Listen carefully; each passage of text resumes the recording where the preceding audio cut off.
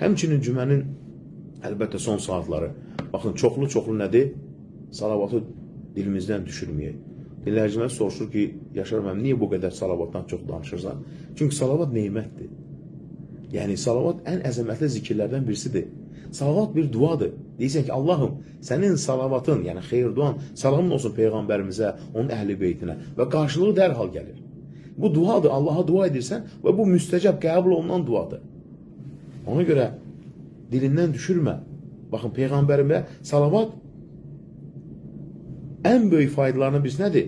Peyğəmbərə sevgi və qiyamət günə yaxınlıq, günahların bağışlanması, xətaların silinməsi, savabların artması, dərəcənin yüksəlməsi, duaların qəbul olunması, xeyir və bərəkət qapıların açılması hər zaman gələn nədir? Dilimizdən düşürməyək.